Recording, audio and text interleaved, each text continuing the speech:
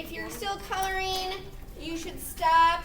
If you don't have it glued in, please get that completed. We're going to take notes on different types of foreshadowing. So, first thing I'd like you to write, if you can see this over here, is just the general definition of foreshadowing. So, foreshadowing is an advance sign or warning of what is to come in the future. It's written right over here. Can you guys see that? Do we put it in there? Put it at the top. All right. How about put it at the top margin? Foreshadowing is an advance sign or warning of what is to come in the future. So an author uses this often to just kind of hint at what's going to be happening. It helps you as a reader predict. It helps build suspense as you're wondering if you're going to be predicting correctly. So foreshadowing is an advance sign or warning of what is to come in the future. So that's probably something that you already know, that is a review for you, right? You've probably talked about that often in reading classes. You know what foreshadowing is. So, but did you know that there are different types of foreshadowing? Yes, sir. Okay. So today we're just going to talk about the different types of foreshadowing. You don't need to answer me. Okay. Because that's distracting Yes, to ma'am. others. Shut up. Okay. So first of all, you should be able to each open like your flap as we go through the different parts and just write on the lines right underneath the flap. I don't have flaps. I will type them right on here. Okay. So I think I should be able to do that. Oh, will I be able to do that? Oh, you know what I need to do? I need to quickly put this or go to my slides.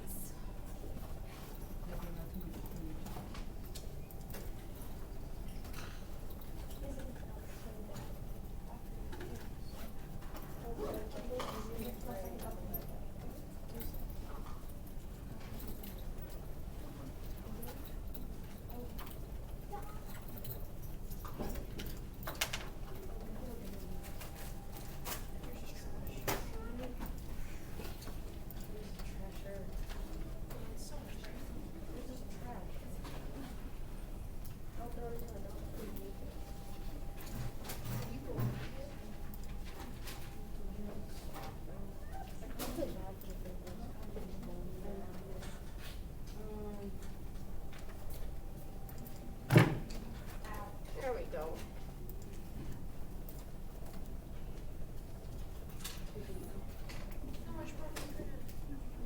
Can I still add a text box and do presenting or no? What? Yeah. No, I didn't. Pretty much so much better.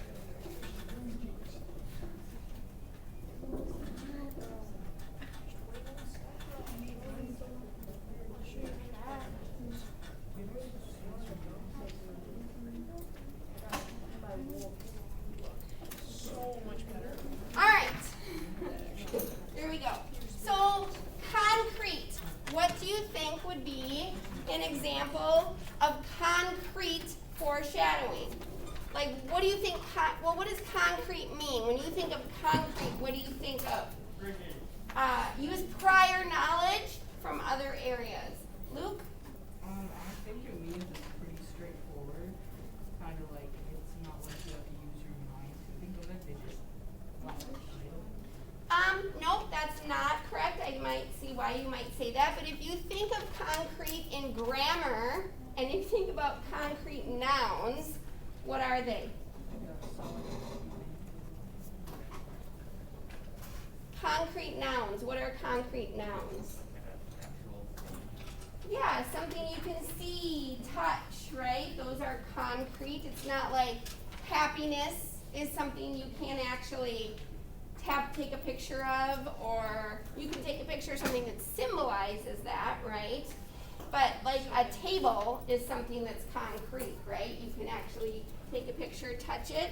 So concrete foreshadowing are like nouns, like actual objects, people, places, events, and they're not always obvious when you first read, but if you go back and you read again later,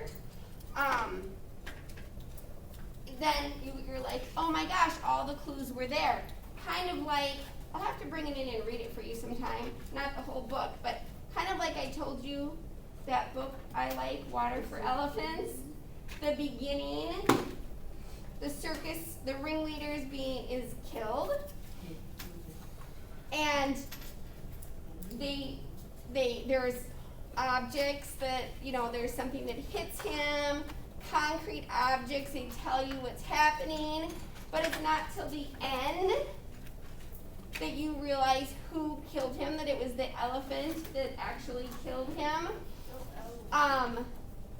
But after you go back and read, all of those hints were there, but you just didn't see it right away. So I'll have to bring that in. So objects, people, places,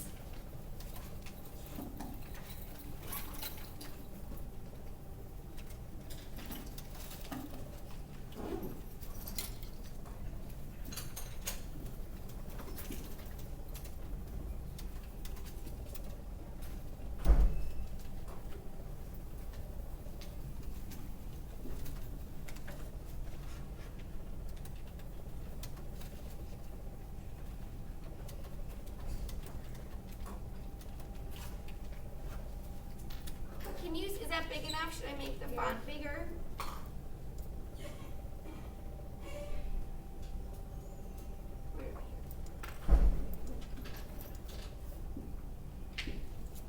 Can you guys see that? I can't do text boxes, can I?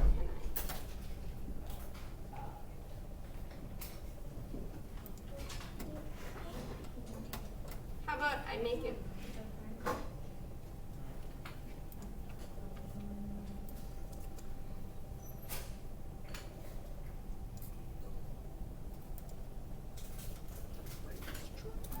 Remember how to make text boxes if we have to do this again, that you click on the text box. Oops, I'm not going to do that. I'm going to overlap that one.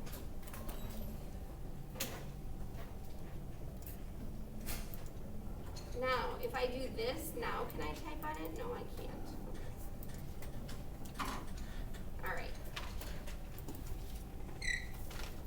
Okay, so concrete are like actual people, places, events, and they're not obvious until you look back or read again.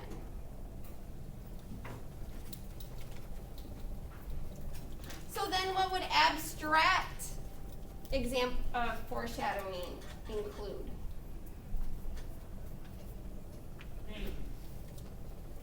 Things? What kind of things? Things that you can't see. Okay, things that you can't see necessarily. Thoughts, feelings. Thoughts and feelings that a character has, those are not concrete. It's something they're thinking or feeling. The way a character is acting. Like, for instance, the stranger at the gate, like going to walk in, going to walk out, being hesitating in the monkey's paw, right? The weather, stormy weather, right? There's something eerie going to happen.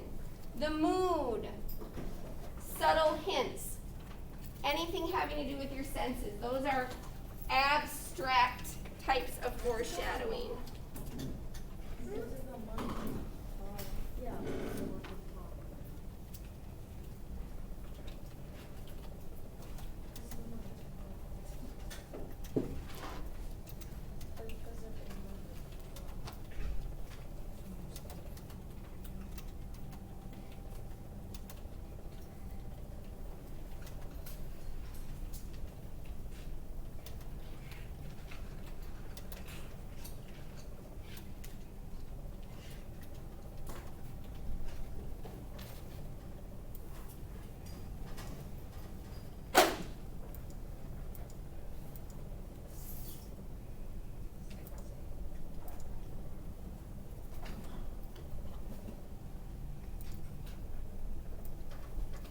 Here, I'll make it big for a moment.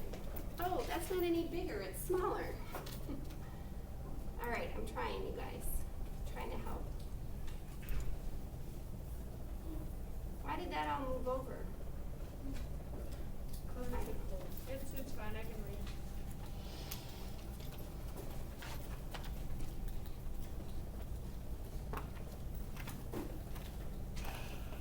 Okay, writing these notes down, everybody, writing it down. Yeah. Okay. Oh gosh, time flies. Right? Time flies. Okay, Oh, we got pens and stuff. does anybody still need those? Yeah? Okay. I was gonna scroll, oh. What? I should have gone up and down and up and down, is what I should have done. Well, I can talk about the next one. Prophecy. What's a prophecy? Oh, I know. Yes? Something that is told by another character as a prediction in the future. Yeah, kind of like a prediction, a fortune that is told. They actually will say that, okay? When he's talking about the fucker, where he's saying it's going, he said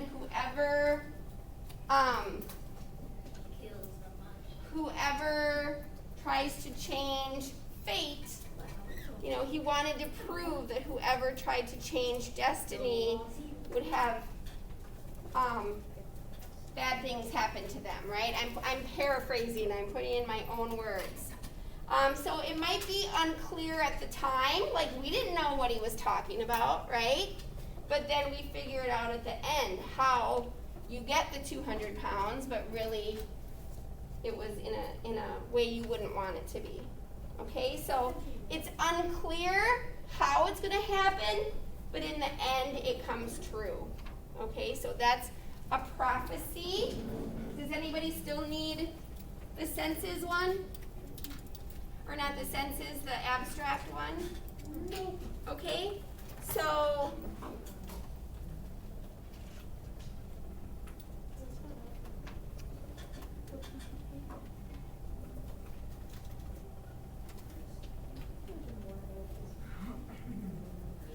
wait, I thought we already had. Oh my God. One sec, Brayden.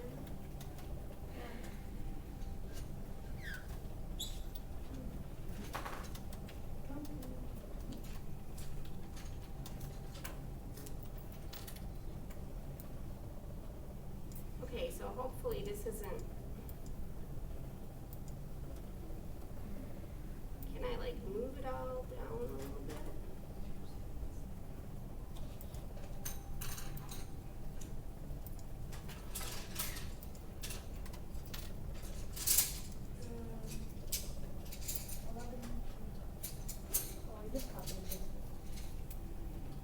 Where's the trash? The trash. There. Is that better?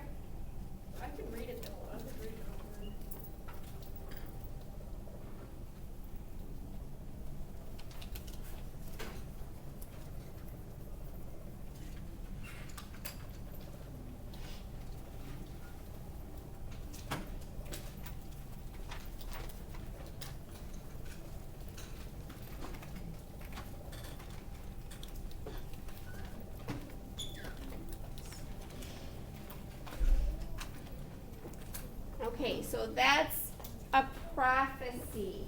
What's a fallacy? Lucas, is your hand up? Ariam? Fallacy, I don't know. In general, do you know what a fallacy is? Something that's false, yeah. A fallacy is something that is false. So, what do you think of fallacy in foreshadowing? What might it be? Luke? Kind of like your fate is blah blah blah, and then that person doesn't like his fate, and then he makes it false. Okay, yeah, I think, yeah, you're pretty much headed in the right direction. So, it's kind of like a, Logan? If there was like a, let's say a fake prince or, and then Fake like, prince? yeah, and then Yeah. he was foreshadowing that he would like get caught or something. Well, let me tell you. Okay, so it's kind of like a smoke screen. The author uses it to like mislead or distract the reader or the viewer. So, have you ever heard of a red herring? Yeah. So a red herring is like a false clue that actually leads you to think it's going to be one way, but really it's misleading. So it's actually not a true foreshadowing.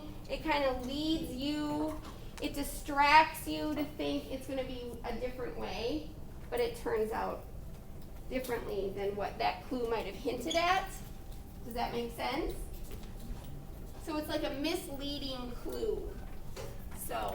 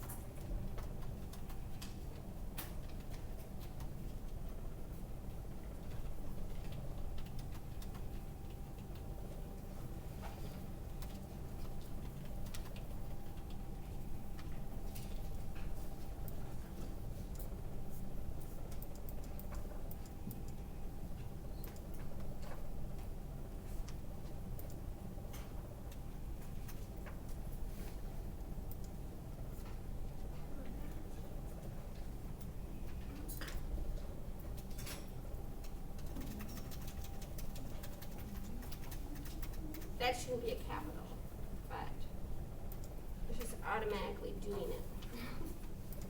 There we go. Okay, so a fallacy is like a smoke screen. It misleads the reader into thinking things are going to turn out one way, but they turn out a different way.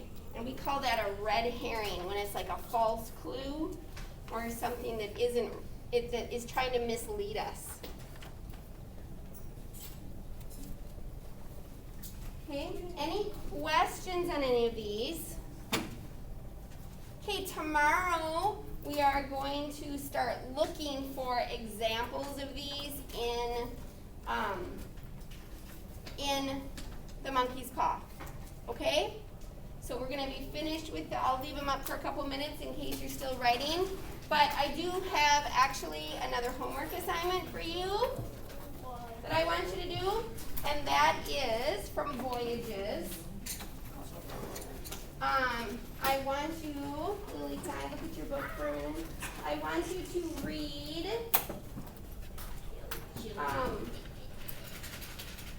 I want you to read over page 5 in your Voyages book. I'm not going to do a lesson on it. It's still more about singular and plural nouns. So I want you to read over page 4, and then you need your page back. I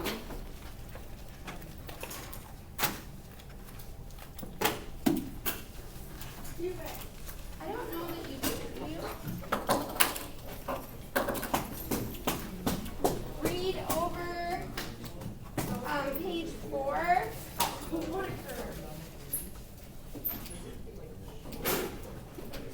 Big buckets, big buckets. Bring your trash to the game. And then book page 4, and I will give these back to you right now, okay? So homework is to read page 4 in your hardcover book, complete practice book page 4, due tomorrow. Okay, so that is homework, and right now I'm giving these back to you. Okay? Any questions on homework?